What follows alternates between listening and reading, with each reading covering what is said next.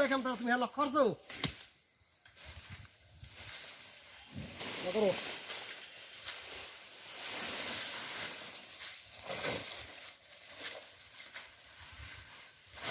সুপ্রিয় বন্ধুরা, আসসালামু আলাইকুম। আমি এখানে আছি আমার নিজের বাড়িতে। এটা হচ্ছে আমার একটা পুকুর। পুকুরটি দীর্ঘদিন আসলে চাষ করা হয় নাই।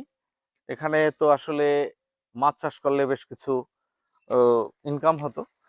তো বিভিন্ন ব্যস্ততার কারণে আসলে এটি পরিষ্কার করে যে মাছ চাষ করবো সেটি করা সম্ভব হয় নাই। তো এখন এবছর উদ্যোগ নিয়েছি যে এই পুকুরটাকে পরিষ্কার পরিচ্ছন্ন করে কিছু মাছ চাষ করা যায় কিনা। এখানে গাছ থেকে অনেক পিঁপড়ে পড়েছে, যে কারণে আমি স্থিরভাবে কথা বলতে পারছি না।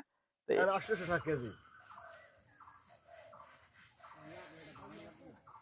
হ্যাঁ, লাগবে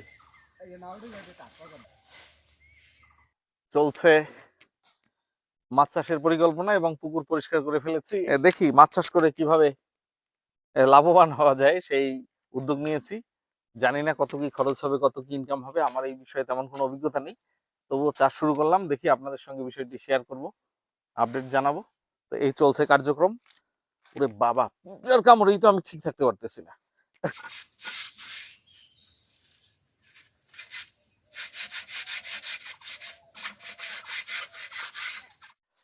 না, এদিকে আগুন দিও না, আগে এই পাশটাতে দাও। ওই যে এটা দিলে ওই যে ওদিকে একটু সমস্যা আছে, আস্তে আস্তে আমরা দেই। এখন এই যে এখানে যে গাছের পাতা পড়লো যেগুলো, তো সেই এইগুলো একটু আগুন দিয়ে পুড়ে ফেলতে হবে।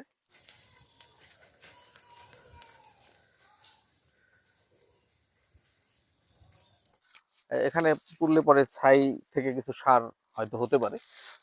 এই হচ্ছে ব্যাপার। পুকুরে তেমন একটা পানি নাই।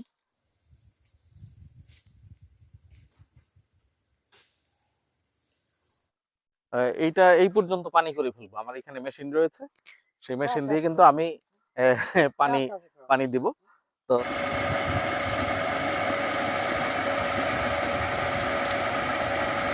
এই হচ্ছে অনু কাকু, সে আমার এখানে সব সময় থাকে, আমার বাড়ির সদস্যের মতো। সে কাজবাজ করে। এগুলো আসলে পরিষ্কার করে না দিলে এই পাতাগুলো পচে হয়তো সমস্যা তৈরি হবে।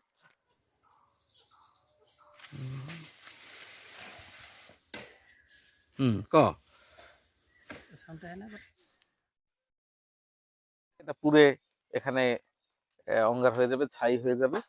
এর থেকেও কিছু হয়তো সার তৈরি হতে পারে। মূলত সার তৈরি করা মূল উদ্দেশ্য নয়, উদ্দেশ্য হচ্ছে যে এই আবর্জনাগুলোকে পুড়ে এগুলোকে ধ্বংস করে ফেলা।